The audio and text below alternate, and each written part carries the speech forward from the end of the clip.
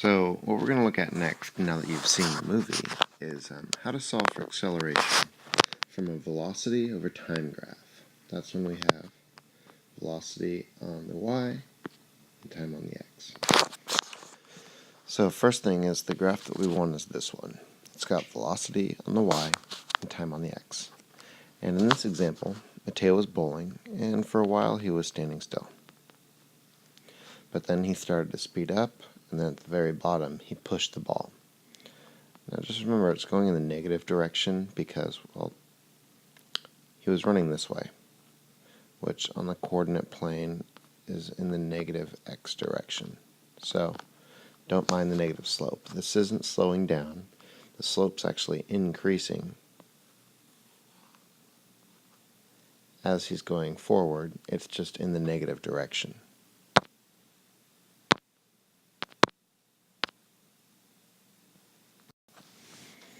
So what we need is, remember for acceleration, v final equals v initial plus at minus vi minus vi. We're going to solve for acceleration here. V final minus v initial equals at, then divided by time. Acceleration equals that stuff. So what I need is a velocity final, a velocity initial, and a time that went by. Let's take a look at that. We have right there we can even call velocity initial 0, but this is where the movement started. Right there. And we'll call this our velocity final at that time. And what we have is, it's kind of choppy from the dots, but you can kind of see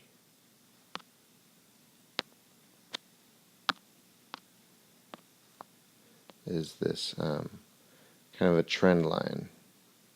I kind of have it in the wrong spot. That's okay. But anyway, we want to find kind of the average acceleration during that time. So I'm going to take my velocity initial equals 0, velocity final equals, we'll just call that 6, and then how much time went by. This is a tricky part. Here's our starting time, here's our ending time. Looks like it went from, 1.8 seconds to 3.7. So the total change in time, what's the difference between these two? 3.7 minus 1.8 equals, 1.9 seconds. Alright, I'm going to go to the next page and let's see some data. Here's our info. Over here is our formula. If we plug it in, we get 6 minus 0 divided by 1.9 equals a little bit more than 3. We'll say it's around 3.2 meters per second squared. Or 3.1 probably. Anyway, it's close. I don't have a calculator. Now that we have acceleration, the mass of the bowling ball is 13.4 kilograms. Now I can find the average force applied. And that's what you guys are going to do. Find the acceleration,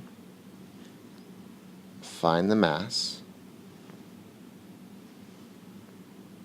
and then solve for force applied during whatever scenario you recorded.